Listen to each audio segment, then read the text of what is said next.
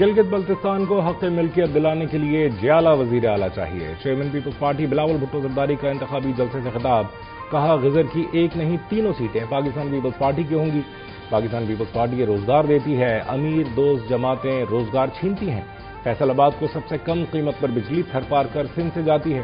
Peoples party نے 28,000 square kilometre زمین پر عوام کو مالک بنایا۔ پاکستان پیپلز پارٹی 3 نسلوں سے وعدے وفا کر رہی ہے۔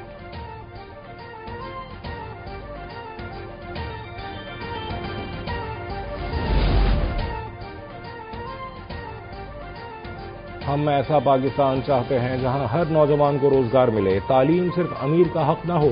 خاتون اول آسوا بھٹو کا غزر میں جلسے سے خطاب، کہا ہم نفرت کی سیاست پر یقین نہیں رکھتے، ہم لوگوں کو جوڑنا چاہتے ہیں۔ بلاول بھٹو کا خواب ایسا پاکستان ہے جہاں کوئی بھی شخص محرومی محسوس نہ کرے۔ بلاول بھٹو کو یقین ہے کہ گلگت بلتستان کی زمین صرف خوبصورت نہیں بلکہ پاکستان کا فخر ہے۔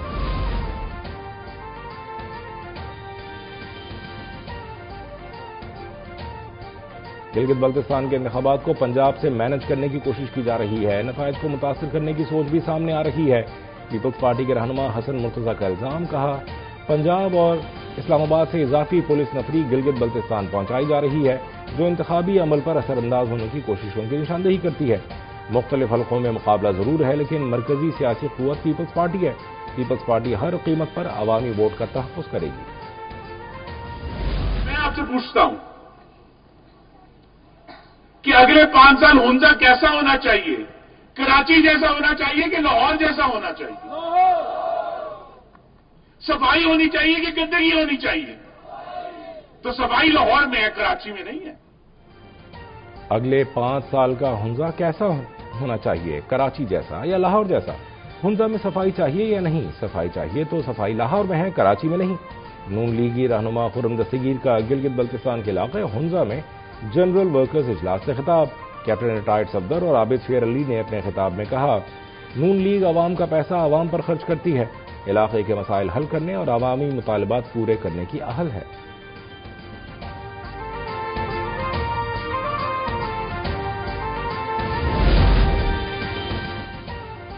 قومی اسمبلی کا بجٹ اجلاس 10 جون کو شام 5 بجے ہوگا۔ حکومتی ذرائع کے مطابق قومی اسمبلی اور سینٹ کے بجٹ اجلاسوں کی سمری صدر مملکت کو بھجوا دی گئی۔ بجٹ اجلاس سے قبل وفاقی کابینہ کا اجلاس بھی طلب۔ وفاقی کابینہ کا اجلاس قومی اسمبلی کے بجٹ اجلاس سے قبل پارلیمنٹ ہاؤس میں ہوگا۔ بجٹ سے متعلق بریفنگ دی جائے گی۔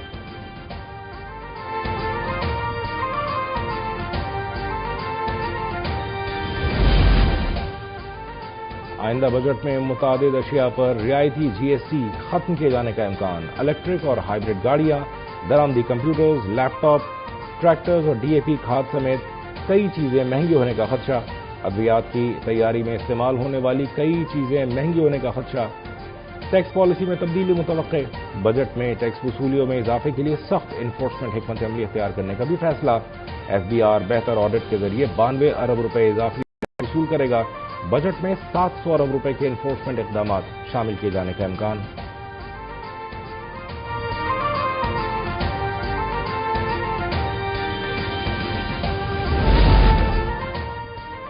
سپریم کورٹ نے نور مقدم کیس میں مجرم ظاہر جعفر کی نظر ثانی درخواست خارج کر دی۔ ظاہر جعفر کی سزائے موت کا فیصلہ برقرار رکھا۔ جسٹس ہاشم خان کاکڑ کی سربراہی میں 3 رکنی بینچ نے متفقہ فیصلہ کیا۔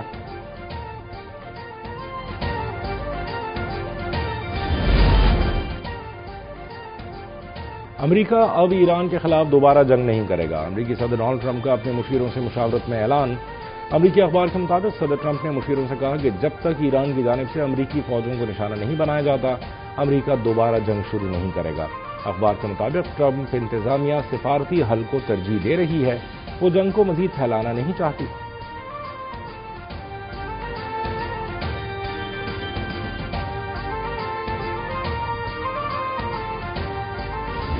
On this vote, the yeas are 215 and the nays are 208. The concurrent resolution is adopted. Iran جنگ کے معاملے پر صدر ٹرمپ کے اختیارات محدود کرنے کی کوشش۔ امریکی ایوان نمائندگان میں ڈیموکریٹس کی پیش کردہ قرارداد منظور۔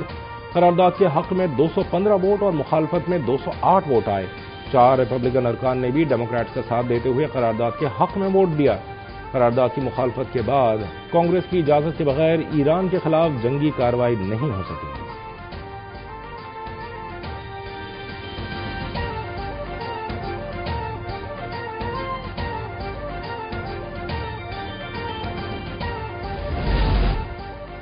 ایران نے کویت ایئرپورٹ پر حملے کا الزام مسترد کر دیا۔ کویت ایئرپورٹ کے مسافر ٹرمینل کی تباہی کو امریکی پیٹریوٹ سسٹم کی غلطی کا نتیجہ قرار دیا۔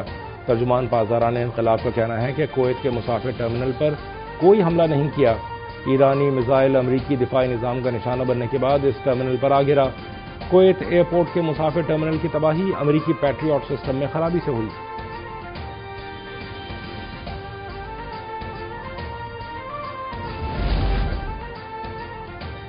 اسرائیل اور لبنان جنگ بندی پر متفق، امریکی ثالثی میں واشنگٹن میں ہونے والے مذاکرات کا مشترکہ اعلامیہ جاری۔ امریکی محکمہ خارجہ کا کہنا ہے کہ جنگ بندی کا مقصد خطے میں کشیدگی کم کرنا ہے۔ دونوں فریق 22 جون کو دوبارہ مذاکرات کریں گے۔ امریکی محکمہ خارجہ کے مطابق حزب اللہ اسرائیل پر حملے مکمل بند کرے گی اور جنوبی لتانی سیکٹر خالی کرنا ہوگا۔ پائلٹ زونز بنائے جائیں گے جن پر لبنانی فوج کا کنٹرول ہوگا۔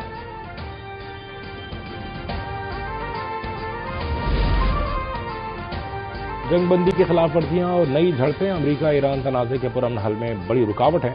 پاکستان کویت اور بحرین پر ڈرون اور میزائل حملوں کی مذمت کرتا ہے۔ خطے میں امن کے لیے پاکستان اپنی بھرپور، سنجیدہ اور مخلصانہ کوششیں جاری رکھے ہوئے ہیں۔ پاکستان امید کرتا ہے کہ تمام فریق جنگ بندی مفاہمت پر عمل پیرا رہیں گے۔ ترجمان دفتر خارجہ طاہر حسین اندرابی کی نیوز بریفنگ۔ ترجمان نے کہا، پاکستان کی جانب سے ایران کے متعلق خفیہ معلومات کے تبادلے کے حوالے سے میڈیا رپورٹس کی بھی تردید کر دی۔ رپورٹس کو قیاس آرائیوں پر مبنی قرار دے دیا۔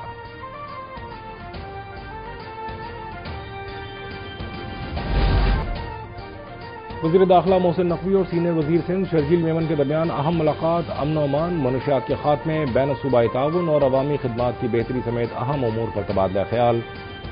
وزیر داخلہ نے کچے کے علاقوں میں ڈاکوؤں اور جرائم پیشہ عناصر کے خلاف سندھ حکومت اور سندھ پولیس کی کارروائیوں کو سراہا۔ شرجیل میمن نے کہا، سندھ حکومت جرائم کے خاتمے، امن و امان کے قیام اور عوام کے تحفظ کے لیے کوششیں مزید تیز کرے گی۔ وفاق اور صوبوں میں مؤثر رابطہ اور تعاون قومی چیلنجز سے نمٹنے کا بہترین ذریعہ ہے۔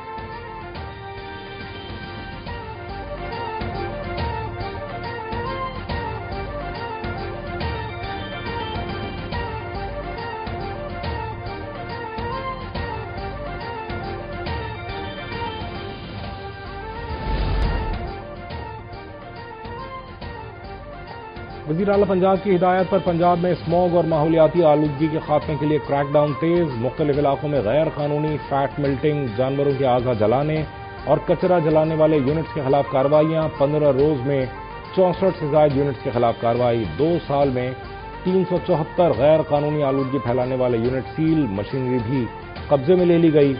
سینئر وزیر پنجاب مریم اورنگزیب کہتی ہیں کہ اسموگ کا خاتمہ اولین ترجیح ہے، خلاف ورزی پر سخت کارروائی ہوگی۔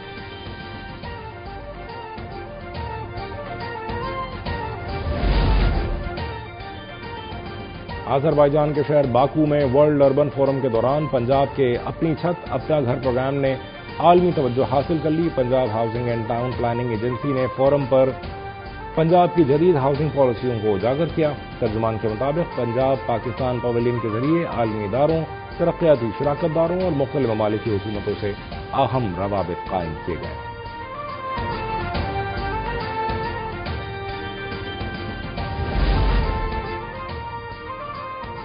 نیشنل ہائی وے اتھارٹی کا وزیر مواصلات عبدالعلیم خان کی زیر صدارت اجلاس۔ مانسہرہ سے کاغان، ناران، جھلکھنڈ اور چلاس سے گزرنے والی نئی موٹر وے کی تعمیر کی منظوری۔ موٹر وے کی مجموعی لمبائی 172 کلومیٹر ہوگی۔ مانسہرہ سے کاغان اور چلاس کا فاصلہ 120 کلومیٹر کم ہو جائے گا۔ پہلے مرحلے میں مانسہرہ سے کاغان، ناران اور بابوسر ٹاپ، پھر دوسرے مرحلے میں بابوسر ٹاپ سے چلاس تک موٹر وے بنے گی۔ نیا موٹر وے منصوبہ مغربی چین کو براہ راست کراچی اور گوادر بندرگاہوں سے جوڑے گا۔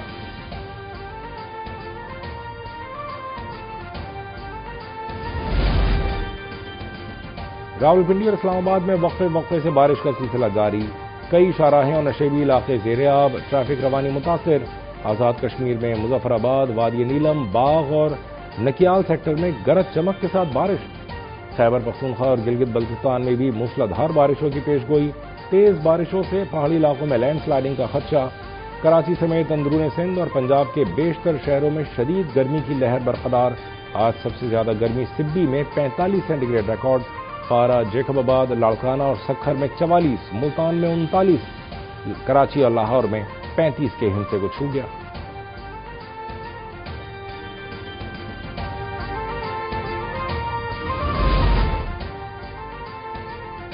اور پاک آسٹریلیا ون ڈے میچز کی سیریز کا آخری اور فیصلہ کن میچ قذافی اسٹیڈیم میں جاری۔